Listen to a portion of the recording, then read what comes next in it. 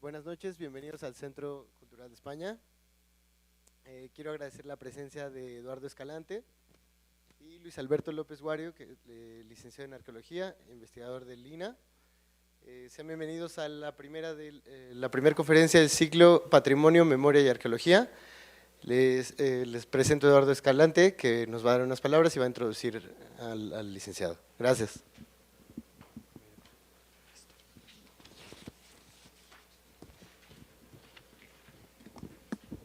Buenas noches a todos y de nuevo muchas gracias por estar aquí. Luis Alberto López Guario es licenciado en Arqueología con estudios de maestría en Historia por la Escuela Nacional de Antropología e Historia. Investigador del INA adscrito a la Dirección de Salvamento Arqueológico con 36 años de labor dentro del instituto. Fue director de Salvamento Arqueológico de 1992 a 2002, director de Planeación y Evaluación en la Coordinación Nacional de Arqueología de 2002 a 2005 y docente de la ENA de 1982 a 1997, en las áreas de Arqueología, Antropología Física, Historia y Etnohistoria. Ha dirigido más de 20 tesis profesionales y cuenta con más de 70 textos publicados entre libros, ensayos, artículos y notas. Asimismo, ha realizado trabajos de investigación en los estados de Chiapas, Chihuahua, Colima, Estado de México, Jalisco, Michoacán, Sinaloa y Distrito Federal. Actualmente responsable del proyecto arqueológico Tren Interurbano Toluca-Ciudad de México. Y pues a continuación le cedo la palabra a el arqueólogo para dar inicio a la conferencia. Gracias. Primero, muchísimas gracias por la invitación al Centro Cultural de España, al Instituto de Antropología, a través de la Coordinación Nacional de Arqueología y en particular la Dirección de Operaciones de Sitios, que veo que llega su titular, el arqueólogo Luis Antonio Buitrón, está escondido, no sé por qué. Será porque quiere huir. Prometo ser breve. ¿Sí? Entonces, y una de las mecánicas que me gusta seguir es que si alguien tiene algún comentario, alguna duda, a veces hablo muy rápido, me lo dice, no nos esperemos al final para hacer algún comentario o pregunta. Otra cosa es que soy un poco nerviosito y no me voy a sentar. Entonces yo sé que ya puse un problema a los técnicos, pero no me voy a sentar. Pues lo siento. Más bien no lo siento. Eso que quede claro. El español es un poco preciso. Y voy a hacer un experimento con ustedes, agradeciendo en primer lugar su asistencia. Yo, como pueden ver, no tengo nada que ver con la moda. Cuando llegué a la fila esta impresión dije, ¡qué cartel! Se corrió la voz que vengo. Pero no, es para Prada y pues no. Pues sí, yo soy totalmente mercado sobre ruedas. Entonces, pues muchas gracias por estar aquí, por su paciencia. Perdón por la espera. Eduardo Escalante, desde que lo conozco, tiene esta facultad de llevarme al extremo en los tiempos. Entonces, y voy a hacer un experimento con ustedes, porque por lo general soy muy malo para estar improvisando. Y además, por ya mi avanzada edad, se me olvidan las cosas. Y no traje ni una nota. Entonces, la ventaja es que aquí tenemos a gente muy memoriosa, muy conocedora, y que si algo me equivoco, primero suplico su perdón y segundo, suplico su apoyo y su asistencia. Por si algo se me olvida, algo me quieren corregir, por favor. Cuando me invita Eduardo Escalante, en concreto él, como torero me lancé y dije, va. Ya después cuando colgué, bueno, ¿por qué seguimos diciendo colgué? Ya no, o sea, apagué el móvil, como dicen en la madre patria. Caí en la cuenta que le había dicho demasiado pronto que sí a Lalo. Será por el aprecio que le tengo a él, a Luis Antonio y a Pedro Francisco. Bueno, yo les digo así, pero son altos jerarcas en el INA y ustedes trátenlo de usted. Por favor, no, por favor. Entonces, cuando les dije que sí, dije, fue demasiado pronto, y más que me dice, oye, pues para el 26 de febrero, era como por ahí de la última semana de enero, dije, ay, no inventes, Lalo, es bien poquito tiempo. Y como a los 15 minutos me llaman a decir, ¿sabes qué? Es el 5 de febrero. A partir de entonces lo odio, pero dije, pues va. voy a tratar de preparar algo más o menos decente y además me ponen predicamento que lo haga en 40 minutos. Bueno, por favor tomen tiempo, a los 40 minutos me detienen, haya llegado donde haya llegado, porque a veces soy medio rollo. Entonces, para no darle más vueltas, voy a tratar de presentar un panorama general, no sobre la arqueología de la Ciudad de México, porque de eso habrá mucho que les van a comentar más adelante. Según el programa que tuvieron a bien mandarme, viene el arqueólogo Barrera, viene el arqueólogo Matos, viene el arqueólogo Carlos Javier González, el profesor Arana. O sea, ellos les van a explicar muy bien qué es eso de la arqueología en la Ciudad de México. Yo me voy a tratar de limitar a la arqueología que se llama de salvamento. Y como veo varios rostros, digamos, que no están en el medio, me permití unas primeras páginas de entrada tratando de explicar qué es ese concepto de arqueología de salvamento. ¿Sí? Entonces, ¿cómo le vamos a hacer, Lalo? ¿Me puedes echar la mano? Otra cosa, no traje un apuntador. O sea, va a ser así.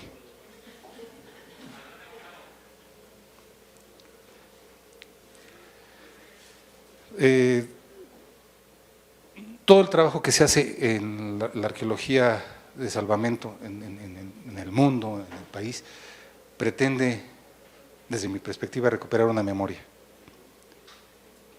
Y por eso hago esa dedicatoria de esa presentación, por favor.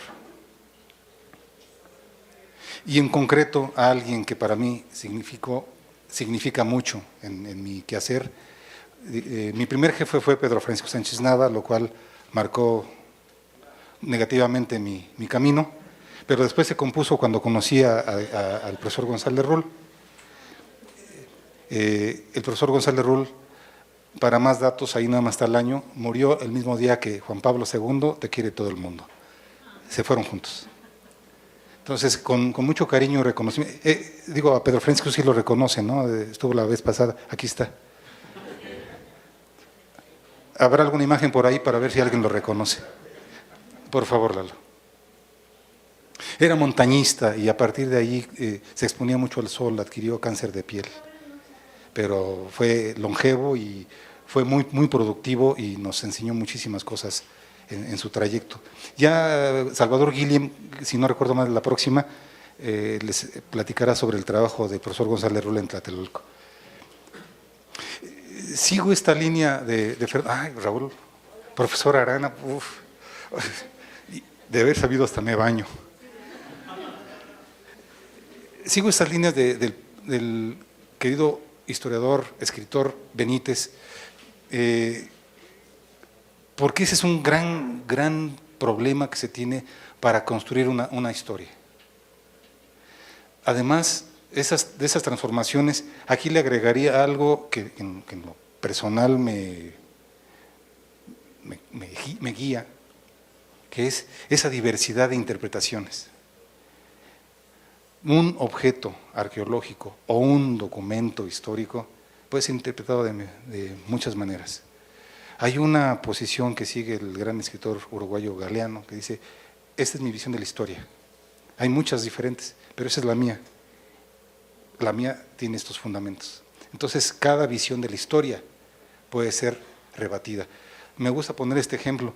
Manuel Gamio es un arqueólogo de mucha trayectoria, mucho reconocimiento en el medio. Y él en sus trabajos en los años 20, 30, impulsó un concepto que fue radical, que fue fundamental, lo llamaba cultura de los cerros, porque ubicaba a ciertos grupos que vivían en las partes altas, en los lomeríos. Ese concepto después fue transformado. Hay gente que dice que fue superado. No sé, no me gusta calificarlo de esa manera. Él planteó una propuesta muy adecuada y muy en su tiempo y muy de acuerdo a los conocimientos que se tenían en ese entonces y logró proponer cómo vivía la gente en esos lugares. Ahora, ya después se le llamó preclásico, algunos le llaman formativo, en fin. Pero estas transformaciones, esas formas de evaluar los vestigios arqueológicos van cambiando y ese es un aspecto que me gustaría dejarles claro, obviamente a mis colegas, a mis profesores, no se los quiero remarcar, es un hecho que ellos lo manejan, concuerdan, no conmigo. Les quiero dejar claro, para, digamos, ese mundo de los no arqueólogos, cuál es mi posición ante ello. Este conocimiento histórico es cambiante. El conocimiento arqueológico genera un conocimiento histórico y también va cambiando. Se va adecuando a transformaciones conceptuales, transformaciones históricas, políticas, y estos conceptos que estoy señalando, esos aspectos políticos, sociales, en mucho están incidiendo en lo que es este quehacer de la arqueología de salvamento. Por favor, Lalo. Ese es el problema que me puso Lalo. Hablar de más de 5,000 años de vidas humanas y más de 100 años de trabajos arqueológicos en 40 minutos. Son 190 años oficiales de la creación de la Ciudad de México.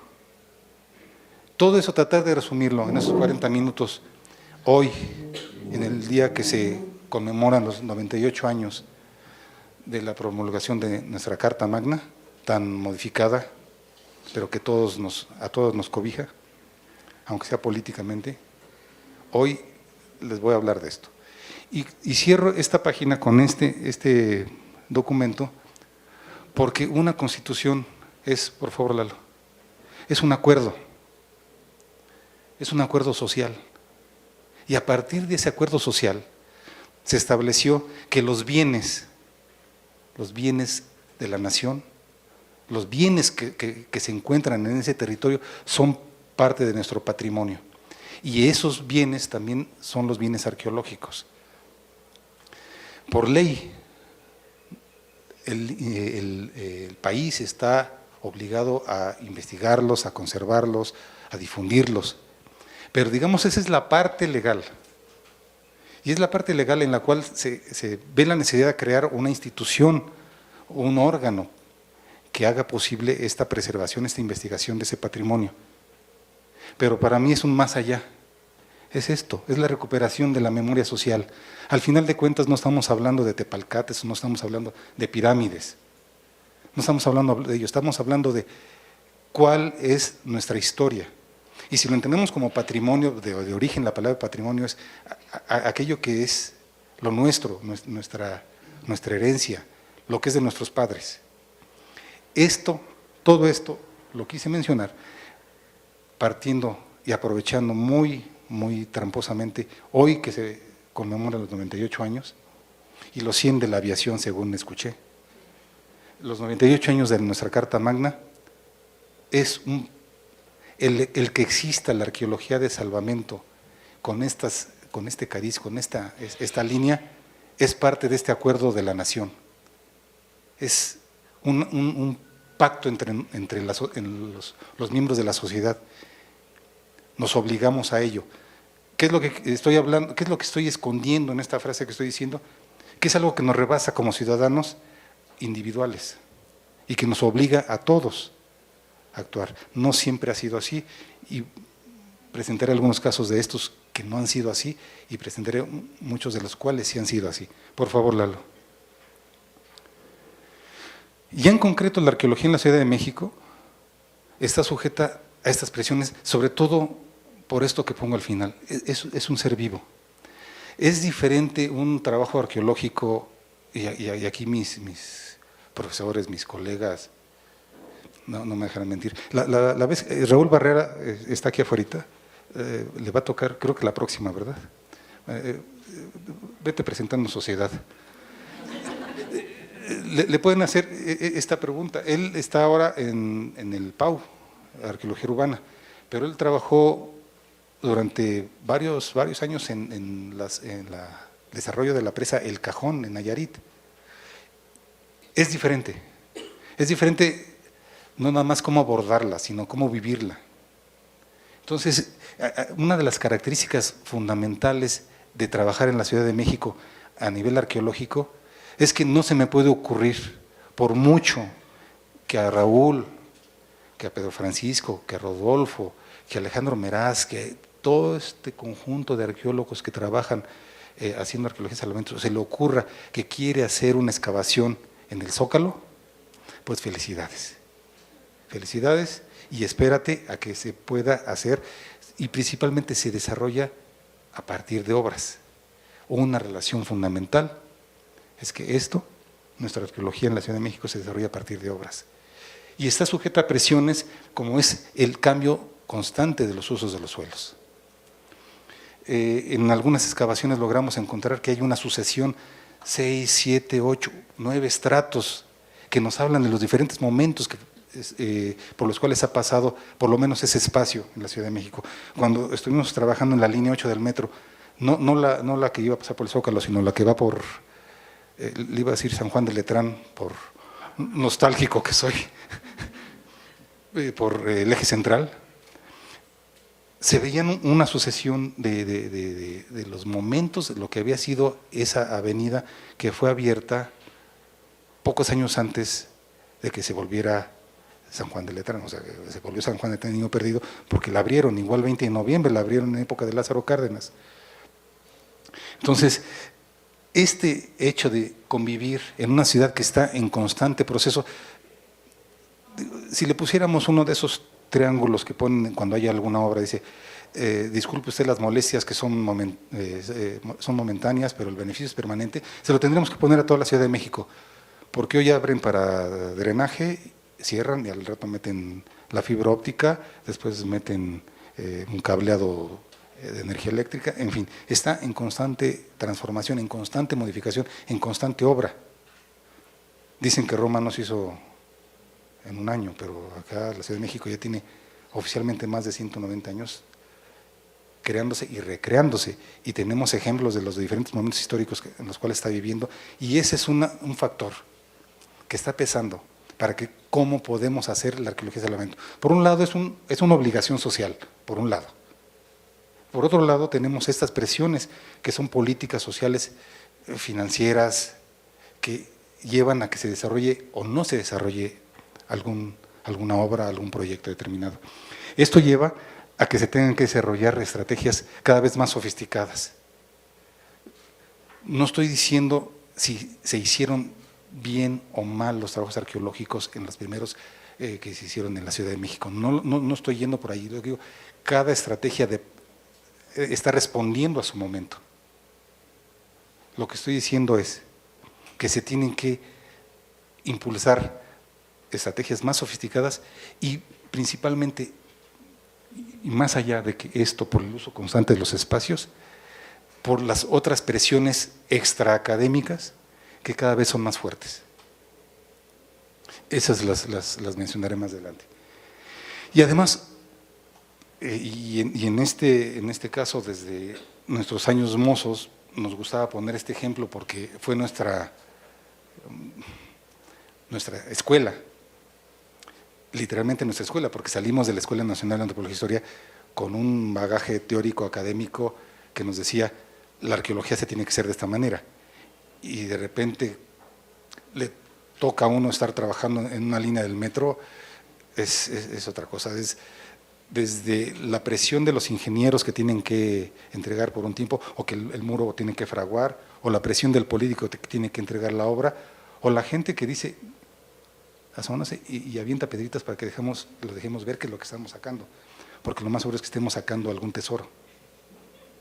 Entonces, estas constantes se han presentado, por ejemplo, en las líneas del metro, y es un ejemplo que nosotros poníamos para que se entienda esto de cómo condicionan los tipos de obras y los sistemas constructivos a la forma de acceder a investigar y proteger el patrimonio. Por favor, Lalo. Puse algunos ejemplos de diversos momentos y de diversas obras. Hay desde las que más vale pedir perdón que pedir permiso, llegamos, ya están ahí. Y de una vez adelanto esto, lo he dicho en otros foros y algunos colegas no están muy de acuerdo. Yo lo que digo es que ojalá el rescate no existiera. Ojalá el rescate dejara de existir y que no tuviéramos que realizar ningún rescate. porque querría decir que entonces estamos planeando mejor las cosas, tanto los urbanistas, como los políticos, tendremos esa posibilidad en el Instituto de Antropología. Obras que son en un predio, obras que son lineales, ahí se me coló, es un fantasma, es el día de la inauguración del metro de su querido presidente, que se debe estar pudriendo en algún lado. Obras que abren, que cortan la ciudad, como son la línea del metro, o los ejes viales, o toda la modificación que se causó en la Ciudad de México en el circuito interior. Obras de esta magnitud, estas características de esas obras, que pueden ser desde un predio pequeño hasta obras que enlazan o cortan delegaciones, colonias, por favor, Lalo, están condicionando nuestra actuación. Diversos ejemplos, este es el Zócalo de la Ciudad de México en el 83, ese es por la Raza en 1980, por ahí, y hay una estrategia que se ha probado como benéfica, que es la intervención desde el momento mismo en que se confinan los espacios, se participa el Instituto de Antropología, pero no siempre es así, no siempre se puede. Lalo, por favor. Perdón, Lalo, no traje. Más ejemplos, la participación del Instituto en obras como los segundos pisos. Y pongo esto. Fue diferente la posibilidad de intervención del Instituto Nacional de Antropología e Historia en una obra como la línea 7 del metro, que le llaman excavación por escudo. Conocerán la línea 7, ¿no? Lo que son las estaciones son las áreas donde bajaba la maquinaria y tuneleaban.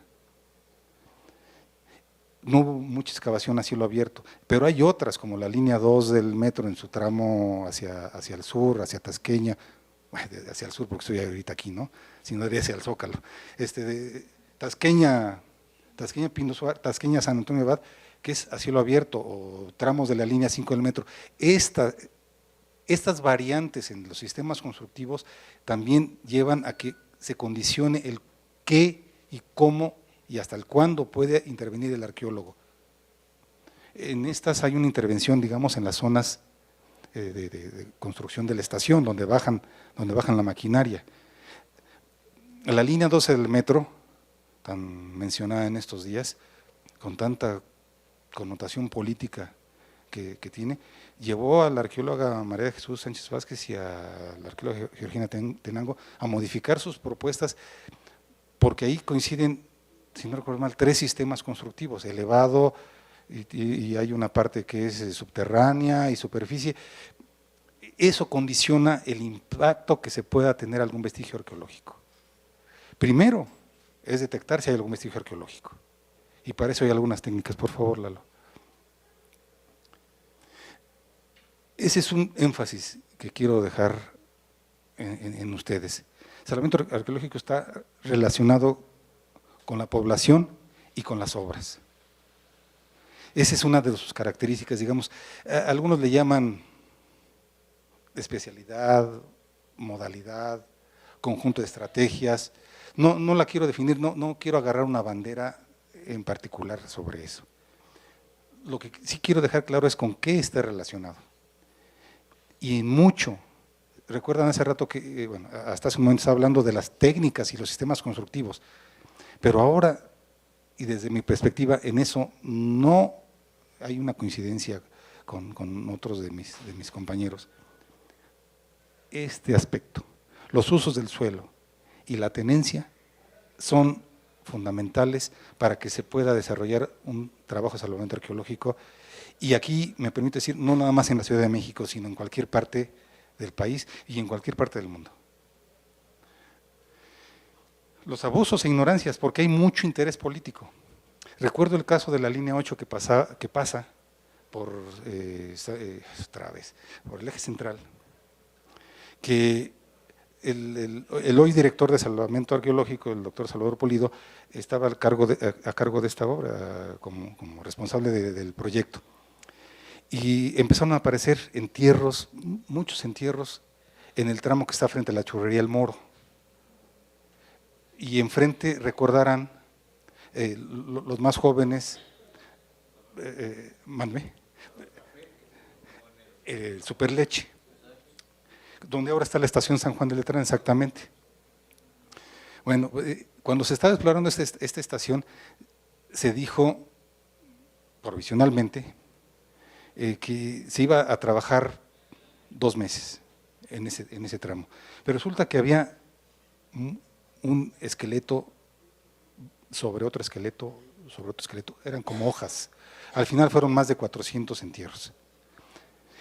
Y lo que pensaba la gente, o sea, este caso lo menciono como muy sintomático por varios aspectos.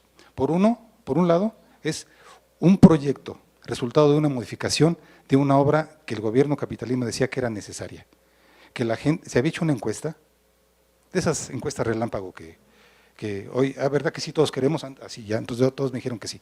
Entonces, la gente había dicho que quería un trayecto que lo llevara de Iztapalapa hacia Indios Verdes. Entonces, ya la gente dijo que sí. No sé si Ramón Aguirre ya murió, su hijo sigue en Aguas de la Ciudad de México, pero él fue el que dijo eso, y ese hizo una encuesta. Esa es una de las cosas que llevan esta obra de la línea 8 por su trazo actual. Segunda, la modificación del trazo y sistema constructivo. Se llegó a decir que por qué no se hacía en escudo, ¿se acuerdan lo que les mencioné de la línea 7, que va a 20 metros de profundidad? Bueno, se quería que también pasara por el Zócalo. Otra cosa cuando estábamos en la línea 8 es que se mencionó que nos daban 1 mes para terminar, lo cual, bueno, pues era una locura un poco grande. Bueno, pero regreso a lo de línea 8 en ese tramo de San Juan de Letrán, estación San Juan de Letrán, Churrería El Moro, Superleche. La gente, los que se acercaban a ver lo que estábamos haciendo, decían literalmente, porque lo escuchábamos, porque era así de, no molestes. Bueno, el arqueólogo Pedro tiene una historia muy bonita sobre cómo nos entiende la gente que nos está viendo trabajar.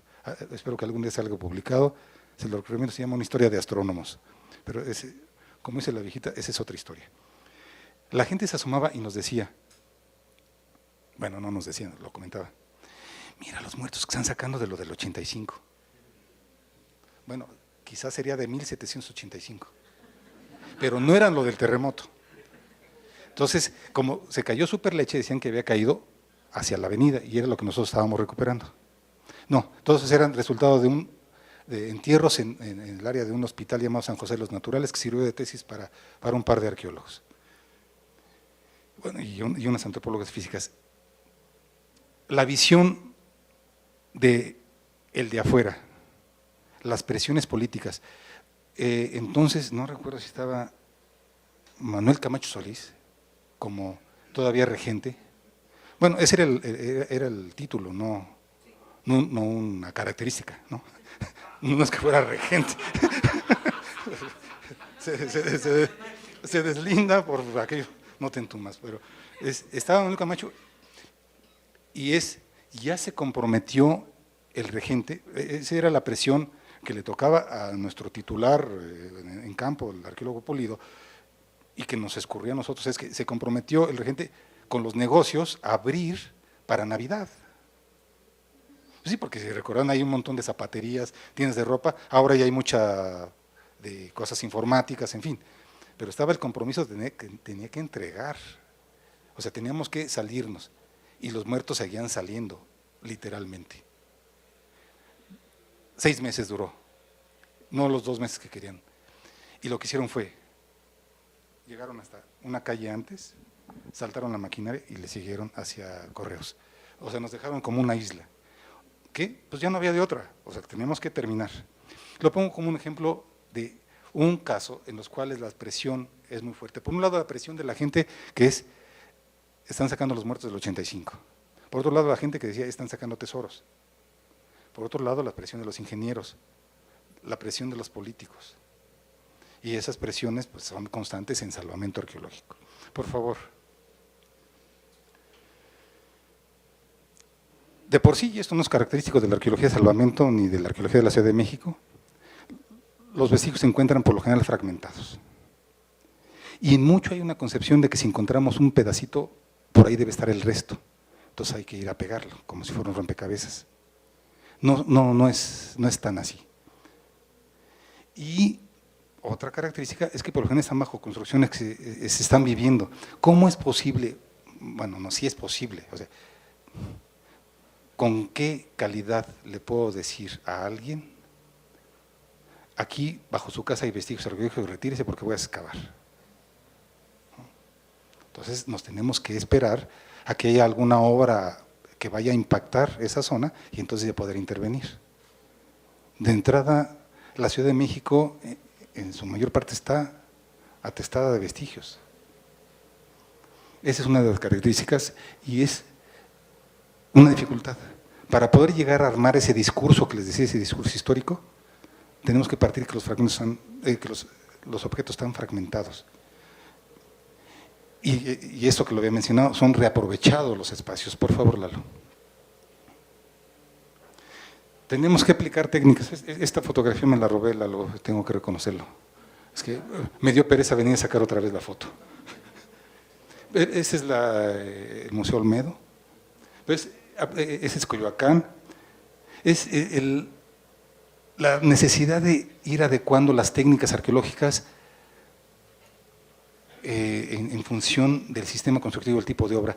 No es que no se sepa o que no nos hayan enseñado profesores como García Cook, el profesor Arana, Nalda, Gándara, García Bárcena, profesor Piñachán. No es que no nos hayan enseñado cómo hacer esas cosas, lo que pasa es que se tiene que hacer un montón de adecuaciones.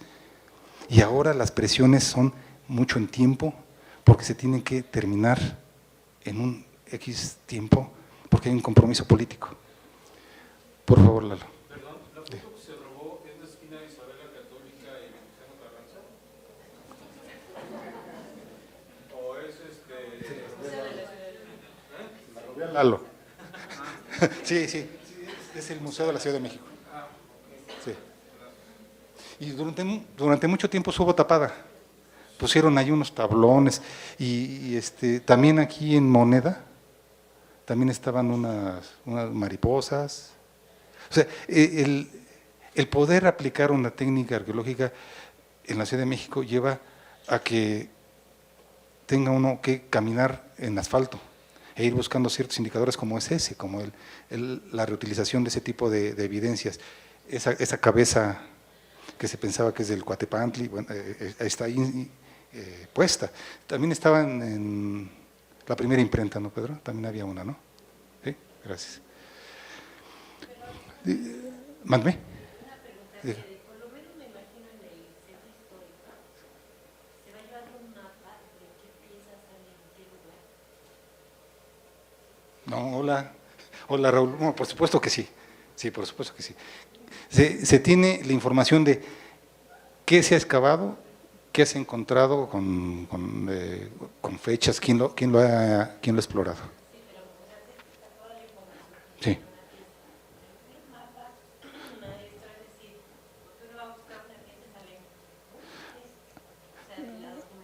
Sí.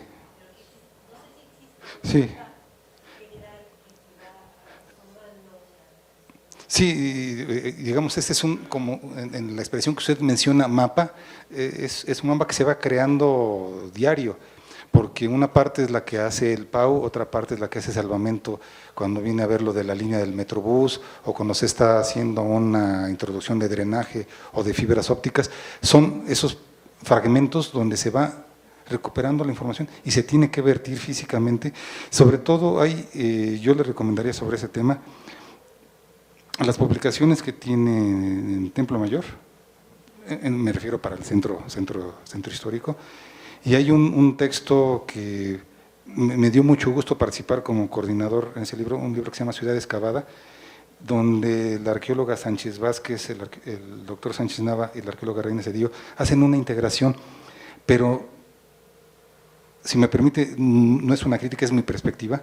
Al final de cuentas no es dónde están las piezas, sino qué implica que estén ahí las piezas, qué nos quiere decir esas piezas. Y ese cariz, ese enfoque, es el que le da Raúl Barrera, que le da la gente del PAO, que le dio Pedro Francisco Sánchez Vázquez y Reina Cedillo. Es entender que se está hablando de gente. Entonces, sí, me extendí en la respuesta. Sí hay mapas, no necesariamente están abiertos a la consulta pública, pero sí hay una información publicada a la cual puede usted acceder. Dígame. De las ventanas. ¿Era en particular de las ventanas?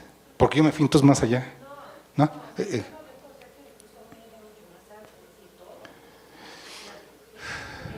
sí veo una importancia, sí es esta parte de qué significan las piezas, pero también se encuentra una por acá, es una por acá, poder asociarla, porque resulta que tiene ciertos elementos que pueden ayudarnos a esta llena de tener en cuenta. Pero sí considero que en esta otra tiene algo que ver, Sí. que no está bueno, están excavando por acá uno, excavando por acá. Ya. Sí. Sí, hay ya en concreto sobre eso le puedo decir que hay un proyecto en Salvamento Arqueológico, la dirección de la cual soy parte, que se está desarrollando. Si no recuerdo mal, lo estaba llevando un arqueólogo llamado Gonzalo Díaz.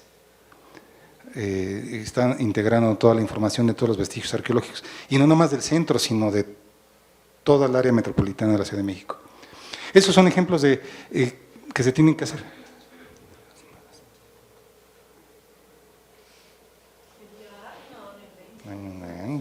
Lalo. Siempre Lalo. No, sí, tiene toda la razón. Me dicen que hablo como padrecito de pueblo. Entonces, diferentes técnicas arqueológicas que se tienen que seguir, como por ejemplo esta que es una supervisión de la construcción de algo que llaman los ingenieros el Muro Milán. Esto era para la construcción, agarré puros de la línea 8 del 83. Esa es la excavación de un sondeo de prueba, un sondeo menor, y excavaciones extensivas. Se tiene que recurrir donde hay espacios y donde hay la posibilidad. Por favor, Lalo.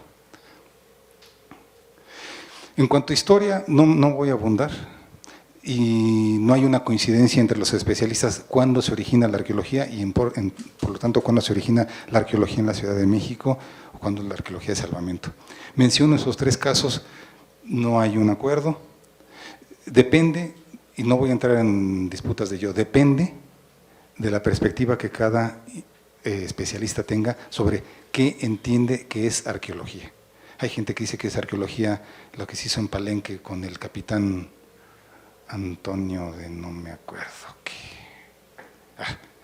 Bueno, Alemania presente. Por favor, Lalo. ¿Sí? Gracias. No pensé que fuera tan obvio. Y en general, yo para hacer un rápido y un muy apretado resumen, sería que hay dos discursos que se han desarrollado en la arqueología. Uno, el nacionalista, y otro, de corte universalista. Y a su vez, dentro de esto, o sea, habría dos tendencias. La monumentalista, que se ha enfocado mucho en el lado oficial, y la de ciertos problemas específicos. Pero lo que quiero que quede claro acá es que, en general, lo que va desarrollando la arqueología en cualquiera de sus modalidades, formas, es la práctica. Si me presionaran para decir qué es la arqueología de salvamento, diría que es una modalidad surgida de la necesidad y que es una práctica. Por favor, Lalo. Pésimo para esto. Pongo algunos ejemplos de arqueólogos reconocidos. Me faltó espacio, hay mucha gente que falta acá, pero que han trabajado en la Ciudad de México, han hecho sus aportaciones para la arqueología de salvamento. Ya no lo menciono, ¿verdad? Ya saben quién es. Sí, el profesor Arana, la arqueóloga Sánchez Vázquez, el profesor García Cook, la arqueóloga Carvallal, Georgina Tenango, el muy extrañado Guillermo Pérez Castro, quien parece Indiana Jones es el director de salvamento arqueológico, Salvador Pulido, y Pedro Francisco Sánchez Nava ahí abajo, por favor. Son algunos cuantos. Es inútil que lo lea, Son algunos ejemplos de los arqueología y salvamento en la Ciudad de México. Ya sé que van a tener a Raúl Barrera, el profesor Arana, Salvador Guillem, en fin, por favor.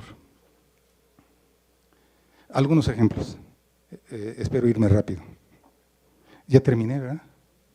¿No? ¿Ya terminó el tiempo? ¿Ya me pasé? Ah, ok.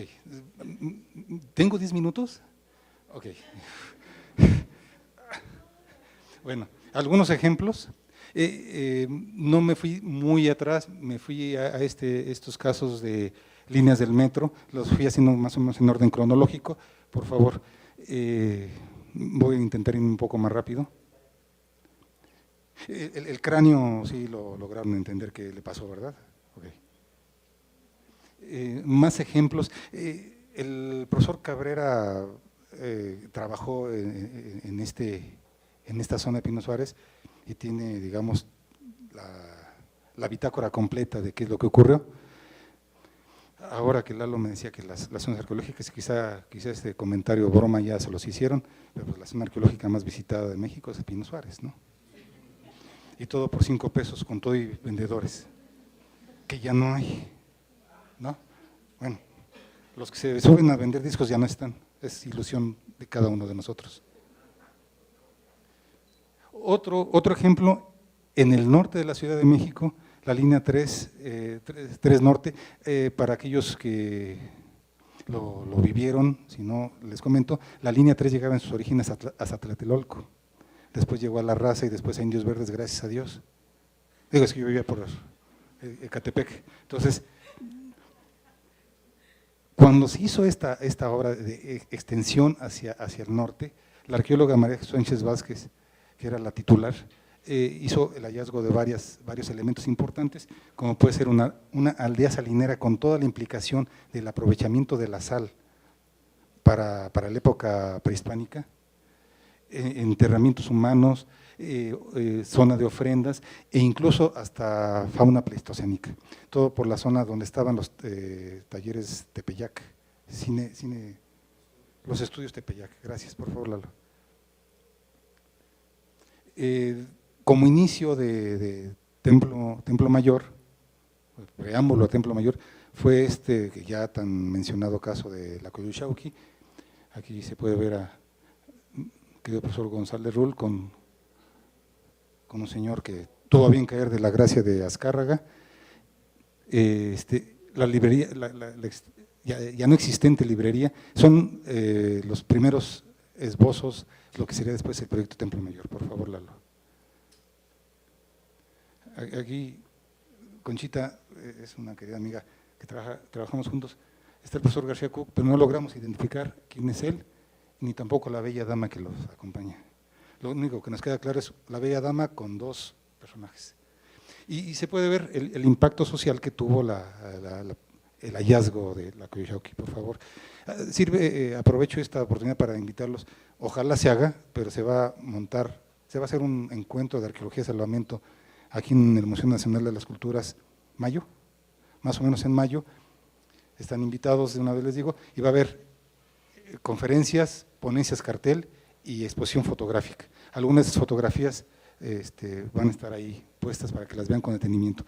La línea 5 del metro es otra que, la recordarán, viene desde Pantitlán y llega hasta Politécnico, digamos, hace un abrazo por el norte de la Ciudad de México. Esta fue trabajada por la arqueóloga Marita Carballal y encontró, entre otras cosas, estos pilotes que eran soporte de lo que era la calzada dique.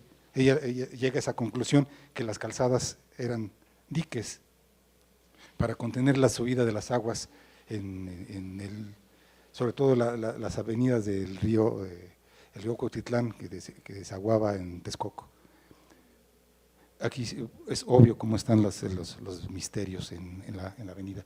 Y fauna pleistocénica, de una vez señalo, la arqueóloga Carballal, Margarita Carballal, publicó un texto donde integra la información de todos los restos de fauna pleistocénica que se encontraron hasta hace serán unos 15 años, 17 años en el área metropolitana, y es increíble la cantidad de fauna pleistocénica que había. Ninguno asociado con muerte por humano. No quiere decir que no hayan sido aprovechados, pero uno de ellos lo pusieron la Dirección de Operación de Sitios y quedó expuesto, lo trabajamos en la línea 4, Pedro Francisco Ortuño, un servidor, y quedó expuesto, y hasta la estación cambió de nombre. Bueno, no cambió de nombre, cambió de logotipo, la estación Talismán. Y pusieron un elefantito con la trompa parada, como indica los cánones. Por favor, Lalo. Enorme la cantidad. Este trabajo lo hizo el doctor Rubén Manzanilla, y pongo este ejemplo. Bueno, son entierros que están en lo que es el área trial de la iglesia de Tacuba, restos de lo que es un basamento, pero pongo esto para que se vea el trabajo arqueológico que hizo, el trabajo histórico y etnohistórico que hizo Rubén, ubicando los lugares donde había información de montículos en el área de Tacuba, algo semejante a lo que comentaba la señorita. Por favor, Lalo. La línea 8 que les decía, la línea 8 que pasaba por el Zócalo, 20 de noviembre, encontramos vestigios que demostraban que había sido abierta, se cortó lo que es la avenida 20 de noviembre en la época de Lázaro Cárdenas, en el 32, no, en el 36. Y algunos ejemplos de cómo tuvimos que trabajar, y siempre se había sostenido que lo que es la plancha del Zócalo estaba exenta de vestigios monumentales, que había sido un espacio abierto. Encontramos evidencias de que no era así, incluso hasta pozos de agua rellenados con objetos. Por favor, Lalo. Y llevó esta obra, como les comentaba hace rato, a esta situación, donde se suspendió la obra con la intervención policíaca posterior, resultando algunos de los involucrados con agresiones físicas. Se pudo encontrar incluso hasta lo que eran los restos lo que iba a ser, bueno, de ahí viene la palabra zócalo, ¿no? ¿No, Pedro? Del monumento, la base, la base de la columna, ¿no? Por favor, Lalo. Pero la arqueología de salvamento, les decía, que en su práctica no puede limitarse, a pesar de que diga la ley, es lo prehispánico, no puede limitarse a ello. Aquí hay una intervención, parte del querido Guillermo Pérez Castro, en casas históricas. Por favor, Lalo. Aquí se está retirando de la pared esta evidencia, y ese objeto fue trasladado, esa basa fue trasladado a salvamento. Por favor. Más ejemplos de intervenciones en edificios históricos. Se encuentran los empedrados, se encuentran las diferentes etapas de ocupación, y todo eso va haciendo posible que se vaya construyendo ese mapa que se mencionaba. Por favor, Lalo. Y no nada más el centro histórico, sino también en Iztapalapa. Aquí el personaje tan alegre que está limpiando estos restos es el arqueólogo Carlos Salas Contreras, que durante mucho tiempo estuvo trabajando en la zona de Iztapalapa, en predios, como es este caso. Por favor, Lalo. En intervención en zanjas para introducir agua a la comunidad. Es lo que le decía, ¿cómo se le puede decir no tiene usted derecho a recibir agua porque hay un vestigio arqueológico? ¿Cómo les digo eso? Hay gente que lo dijo directamente, me lo dijo directamente. Oiga, es que los teotihuacanos ya vivieron. ¿Y yo? Por favor, Lalo. La explotación como minas de estos cerros, Peñón del Marqués, también por Carlos Salas, donde se encontró y no es la única, se encontraron varias esculturas. Por favor, Lalo. Pisos, restos de pisos. Aquí otra vez una reutilización desde la época prehispánica para una obra de la delegación, y se encuentran esos empedrados que nos habla de las modificaciones a los espacios públicos. Hay modificación constante a los espacios públicos y a los espacios privados. Por favor, Lalo. Y es poder llegar a decir, ¿por qué se hacen estas modificaciones de espacios públicos y privados? ¿Qué es lo que lleva a hacer estas modificaciones? Si no recuerdo mal, eso fue Octavio Corona, y aparecen por la introducción de un drenaje a una casa.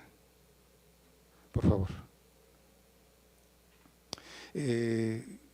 También en paz descanse, Gilberto Ramírez Acevedo hizo esta inspección, por eso le pongo inspección. Los vecinos movieron una piedra y de repente aparece que un Tlaloc. Entonces le avisan a Lina y Lina va y lo recupera y lo estudia. Por favor, Lalo. Quien me diga quién está ahí, si lo reconoce, se lleva una constancia. Ese es un caso del 84 también, donde se involucra de forma diferente el instituto. Es un personaje, el señor que está aquí,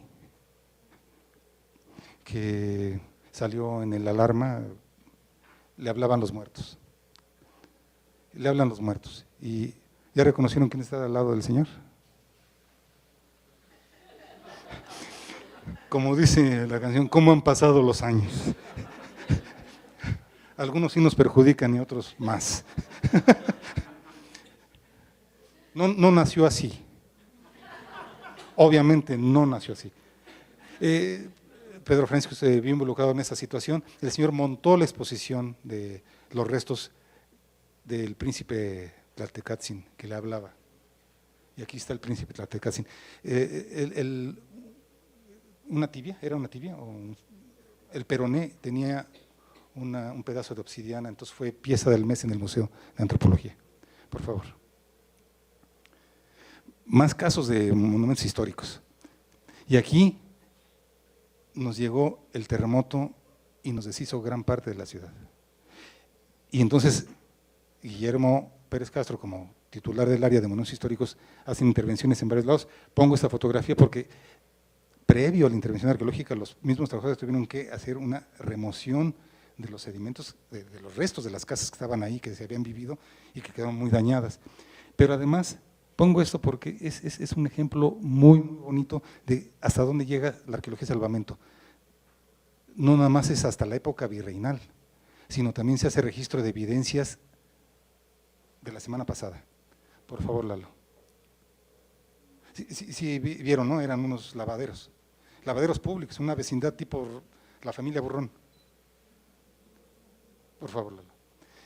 Este que es un predio del instituto, es un monumento histórico, ahí estuvo la sede de la Coordinación Nacional de Restauración y ahora tiene ahí parte de su sede la Dirección de Salvamento, pero también fue trabajado y se encontraron los diferentes momentos de este edificio que sirvió de almacén de granos, por eso ahí viene el nombre de Alhóndiga, sirvió de almacén de trigo y de maíz, que como dato curioso, cuando hice un estudio sobre esto, encontré en los documentos del siglo XVII y XVIII que decía, y se trae producto, el trigo, y se vendían de dos clases, uno en la mañana, otro en la tarde, para los panaderos, en fin, decía, y el maíz para la venta, para el consumo de mulas, cerdos y humanos, en ese orden, por favor.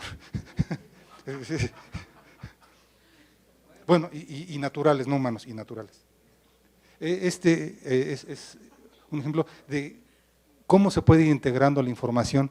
Cuando se trabajó lo que fue, es la plaza llamada Adamo Boari, ahí en Bellas Artes, lo que es el estacionamiento, eso lo trabajaron en la década de los 90, David Escobedo, Marco Ayala, y ahora más recientemente también se han hecho otros trabajos arqueológicos que permiten ir entendiendo lo que fue el convento de Santa Isabel. Todo este espacio, se dice que la fundadora doña Catalina de Peralta, que saquearon su féretro desde la época que se estaba construyendo el hoy llamado Palacio de Bellas Artes.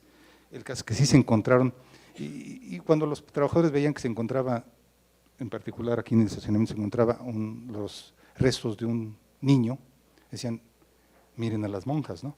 Por favor. Son las consejas que se van creando a partir de un trabajo arqueológico. En Xochimilco, cantidad de investigaciones arqueológicas, Raúl Ávila, Teresa Castillo, Alejandro Meraz, por citar algunos. Pero se han encontrado enterramientos, sistemas constructivos, que nos habla de estas constantes modificaciones que les he mencionado de los espacios privados y los públicos, de lo que se llegó a considerar lo que era el granero de la capital. Por favor, Lalo. Coyoacán, cantidad de trabajos también en Coyoacán. Hay también Juan Cervantes, Alejandro Meraz de nueva cuenta, que nos hablan de estas transformaciones, esta es el centro de Coyoacán. Ahí está la Conchita, es el manantial de Atli. Gracias. Que nos están hablando de cómo fue creciendo y modificándose también esta área de Coyoacán, que llegó a ser la posible sede de Nueva España, por favor. Más investigaciones en Coyoacán. En el centro, estos son los restos que se están encontrando en la Conchita. Se trabajó también en la parte de la vialidad. De ahí Alejandro Meraz escribió un texto que ojalá vea próximamente la luz, muy bonito, acerca de un entierro que nos narra la vida de Coyoacán. Por favor. En el sur de la ciudad, donde corre la línea del tren ligero hacia Xochimilco y periférico, está un centro de salud, rehabilitación de la Secretaría de Salud. Ahí, lamentablemente, se llegó tarde, no se tuvo la información previa, pero se logró algo que es significativo, que es la modificación de la construcción. Y parte de las evidencias se quedaron expuestas. Esta es una evidencia contemporánea a lo tolteca, pero en el sur de la Ciudad de México, y muy poco se sabía de esa temporalidad. Por favor, Lalo. Más recientemente la línea 12 del metro, con todas esas modificaciones que sufrió en su tránsito, y de cualquier forma las arqueólogas tuvieron la posibilidad de recuperar la información que nos habla de, es como si hiciéramos un corte en un cuerpo, ir sacando toda la información. Esa es una posibilidad que nos brindan las líneas del metro. Por favor, Lalo. Varias investigaciones, ya para cerrar. Gasoductos hacia Venta de Carpio, líneas del metro, las intervenciones en Palacio Nacional que fueron desde los 70s y en los 90 de nueva cuenta para hacer, es un edificio que se estaba hundiendo, que se estaba colapsando, entonces se tiene que hacer una recimentación igual que en la catedral, pero Palacio Nacional fue recimentado en 2 ocasiones, ahora está gozando de ese beneficio, y ahí intervino también ya fallecido Octavio Corona Paredes en su última etapa. Por favor. Antigua enseñanza, donde aparecen monjas coronadas aquí en el centro de la ciudad, en la SEP, un trabajo espléndido de Carlos Salas Contreras, quien les mencioné que había trabajado en Iztapalapa, también trabajó acá, se dedicó durante ya muchos años a trabajar en el área del centro histórico de la ciudad. Un panteón actual, Tláhuac, y hay vestigios arqueológicos, o sea, es una zona que se ha reutilizado, y cómo también se le puede decir no entierren a sus muertos. Entonces se tiene que llegar a acuerdo con ellos. Más recientemente los trabajos que está desarrollando el arqueólogo Francisco Ortuño en el proyecto del nuevo aeropuerto, o los que realizó el arqueólogo Alfonso Araiza en la remodelación de la Alameda Central. Lamentablemente no se encontró lo que hubiera sido padrísimo, los restos del quemadero, pero no se tuvo ese éxito. También investigaciones, algunas no tan recientes, la exploración de la Plaza Mariana por parte de las arqueólogas Georgina Tenango y Sánchez Vázquez, en Villa Olímpica, el edificio de Electra, que era un antiguo de Liconza, ahí lo trabajó Ernesto Rodríguez en los años 90, y trabajos por parte de la CFE, ahora con toda la modificación de las líneas de conducción eléctrica en el centro de la ciudad. Seguro en las noticias lo vieron cómo explotaban algunos de los registros, entonces tuvo que ser la modificación. Por favor. Dígame.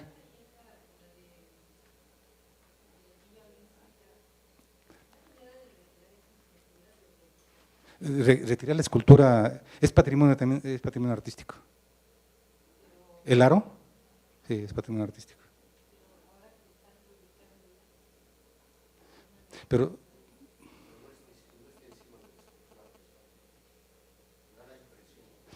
¿la puedes regresar? No, está atrás. O sea, de que esa área, digamos, sí fue pisada durante la época prehispánica, sí. Ahora, en el área de Villa Olímpica también se hizo una exploración arqueológica durante la construcción de los 60s. Entonces, no conozco el dato concreto, pero la ubicación de este elemento artístico también tuvo que ser con la intervención de Lina Máxime, que hay 3 zonas en Cuicuilco, la zona A, la zona B y la zona C. Entonces, tiene que haber intervención del instituto, por favor. Difícilmente se movería, porque también ya son la parte integral, son parte integrante. ¿Está muy feo? Nah. ¿Está feo? Ah, ya. Pero también porque hay un riesgo, pero esa zona también está protegida. Si quiere, después le hablamos a Mancera para que. Cerca de Joco, las intervenciones de Alberto Mena recientemente, en Tlatelolco, no me meto a la zona de Guilhem, nada más lo menciono, también por cuestiones de la Comisión Federal de Electricidad, y abajo el hallazgo de una curtiduría por parte de las arqueólogas Sánchez Vázquez y Georgina Tenango, como siempre trabajando. Es un rápido panorama y me voy al cierre. ¿Es casuística la arqueología de salvamento? O sea, trabajamos donde se puede, donde se nos da. ¿Es así? Yo digo que no. La experiencia después de esos 36 años que tengo de trabajar en el instituto, digo que en mucho el problema que puede existir con el desarrollo de estos ejemplos que les puse y muchísimos más, lo que nos lleva es a la necesidad de fortalecer acuerdos de colaboración, donde por un lado sean los acuerdos de colaboración y por otro lado no se vea el compromiso de la gente, de que se entienda qué es lo que está pasando, no, o que se puede encontrar, no es nada más que diga, es que yo tengo necesidad de una vivienda. No voy a decir los nombres de los involucrados porque algunos son altos funcionarios, no del INAH, tienen cargos públicos muy altos, pero una senadora nos iba a decir, no quiero es que arqueólogo, me lo dije a mí, arqueólogo, están dañando el patrimonio arqueológico en tal zona. Hicimos la inspección y realmente no había una gran afectación, no había afectación, digamos. Entonces, cuando se dijo, no, pues vamos a tener que detener la obra para hacer unos estudios, la constructora paró a regañadientes, pero paró. Y cuando ella logró políticamente que no se desarrollara esa obra, fue un triunfo para esa mujer. Después me fue a visitar, me dijo, oiga arqueólogo, ¿y podemos construir unas casas nosotros ahí? A ver, ¿hacia dónde vamos? ¿Nos interesa o no nos interesa el patrimonio? Entonces, no es nada más, el patrimonio arqueológico no es nada más un discurso político. Sí es un discurso político, o puede incorporarse un discurso político, pero lo que se necesita es fundamentar qué hay, cómo está y qué podemos hacer con él.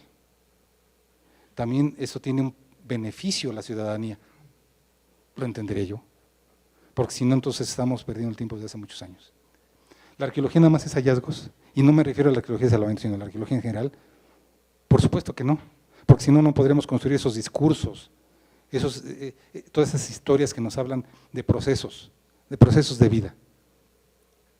Desde mi perspectiva, no la impongo, pero desde mi perspectiva es más fácil y es mayor el daño en obras pequeñas que cuando son obras grandes como líneas del metro, o si me voy fuera de la ciudad, gasoductos, presas, carreteras.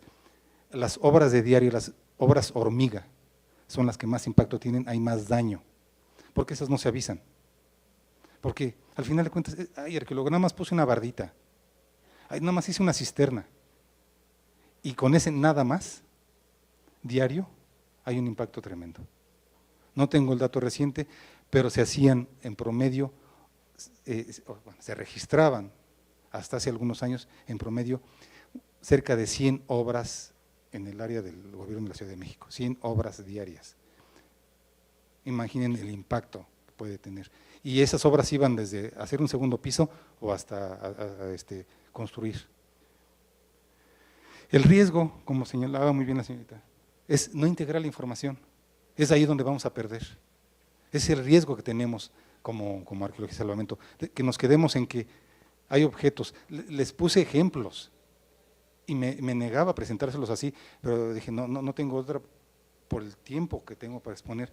Es como un panorama general que quiero que les quede claro que no nada más es desde la fauna pleistocénica hasta los muñequitos de plástico que nos salen en las excavaciones del año pasado. Es todo un proceso cargado de evidencias, pero que no podemos quedarnos en que son elementos aislados, sino que son parte de un discurso. El riesgo está en abordar las cosas de manera fragmentaria. Por eso puse el ejemplo hace rato de ese texto que salió en el libro Ciudad Excavada, donde se integró la información, y se puede decir que la información que tenían algunos especialistas, algunos historiadores, urbanistas, no tenía fundamentos en la realidad, que la excavación arqueológica había dicho otra cosa. Porque cuando antes se decía, no, y la Ciudad de México eran chinampas, es chinampa en un lago escondido. Y resulta que pues había chinampas, pero en un sentido más bien como de construcción, más que en el sentido productivo. Esta labor es uno de los retos, abordarlo de manera conjunta, no fragmentaria, sin olvidar que la arqueología en general, y muy marcadamente la arqueología de salvamento, tiene una relación muy fuerte con el poder político y el poder financiero, y máxime en un país con tan marcado centralismo como es el nuestro, donde la Secretaría de Marina está en la Ciudad de México, por ejemplo. Por favor. Sí. O en Xochimilco, por lo menos, ¿no? Sí está por ahí, ¿no? Está por el sur.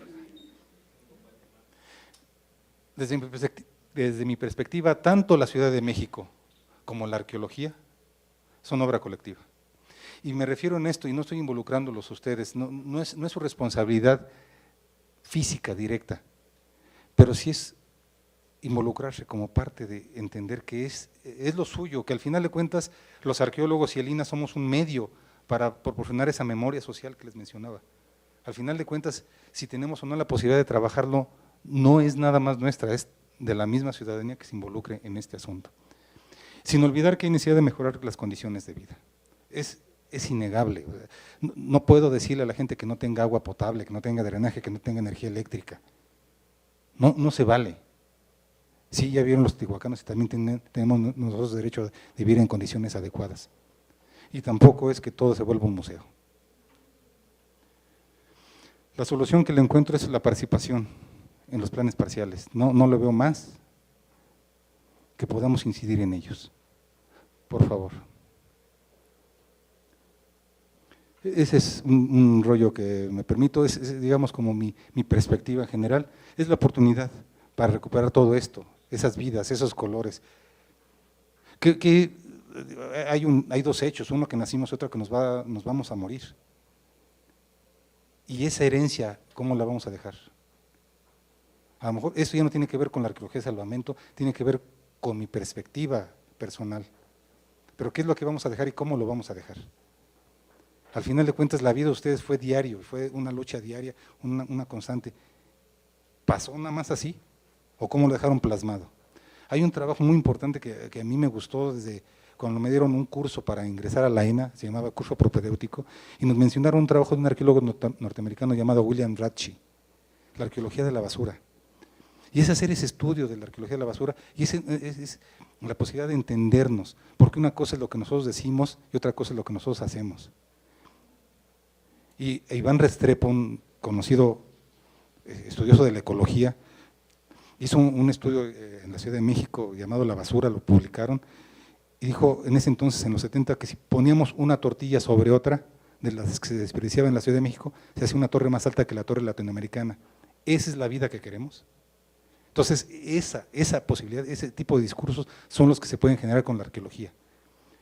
Son casi 120 siglos transcurridos de vida, por favor. Ejemplos. El tejo de oro, pero es el tejo de oro por sí, en sí mismo. Es lo que implica, es el saqueo, es el entender que la vida que se tenía aquí era oro, era lo que se podía llevar, un objeto de esa naturaleza pegado aquí al cuerpo para poder huir y llevárselo, con oro o medio fundir. monjas coronadas, lo que nos habla de la vida, donde la gente donaba, las mujeres donaban sus objetos, pero a la vez tenían platos personalizados. Y alguna vez Carlos Salas me mostró unos frasquitos donde dije, ¿y estos qué? Gran cantidad de frasquitos.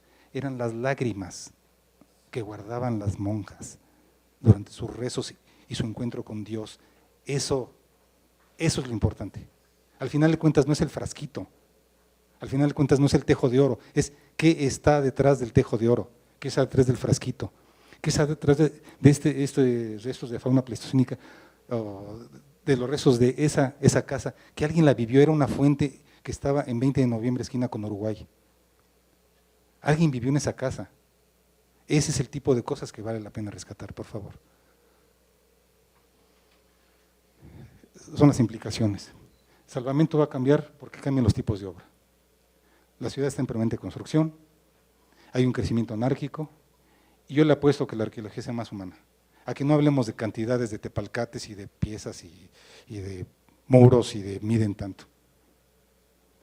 Y la apuesta final es, ¿para qué es todo esto? La arqueología es un medio. La arqueología es un medio para platicarles a ustedes cómo se vivió. Esa es mi apuesta personal, no es la de Lina. La apuesta de Lina es proteger, investigar y difundir. Desde mi perspectiva, la apuesta que tenemos es decirles a ustedes de cosas de la vida diaria, de cómo se vivía, porque los va a conectar con ustedes, porque también ustedes están viviendo en la vida diaria. Ustedes también comen y también van al baño y también hacen el amor. Y sus padres también lo hicieron, si no, no estarían aquí tan alegres. Por favor. La Ciudad de México se ha transformado. Casos aislados, qué belleza. Los 50, y nomás todavía había los basinicos dando el paso. O sea, no es que quiera que regresen los basinicos o lo que sea. Estaba bonito, por favor, Lalo. Y se nos ha transformado, y la hemos transformado. Y hemos llegado a cosas como esta. Y hemos llegado, pues. Y la arqueología tiene que ver con ello. La arqueología no se puede quedar en la época prehispánica. La arqueología tiene que llegar hasta el momento de hoy. Por favor, Lalo. Carlos Monsiváis no tiene perdón. Maldita sea. Me robó esta idea. Ay, sí. A pesar de todo es nuestro espíritu el que se va a mantener. Nuestra querida Ciudad de México. Ya, Lalo, gracias. Gracias a ustedes.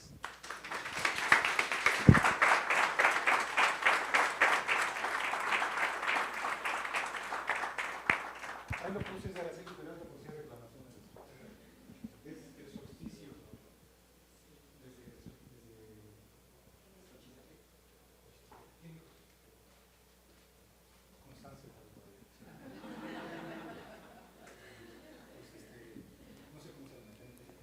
Muchas gracias, Alberto. Pues aprovecho esta oportunidad para agradecerles a ustedes su presencia y les pido por favor una disculpa por el problema que tuvimos con las sillas al inicio, cuando la presentación ya estaba iniciada. Una disculpa por ello. Y también aprovecho esta oportunidad para invitarlos arduamente a continuar viniendo y continuar participando con nosotros en este ciclo de conferencias. Al respecto, les comento que el próximo 12 de febrero tenemos la participación del arqueólogo Raúl Barrera. El 19 de febrero tenemos la participación del arqueólogo Raúl Arana. Y el 26 de febrero concluimos el segmento de febrero con Carlos Javier González, el director del Museo de Templo Mayor.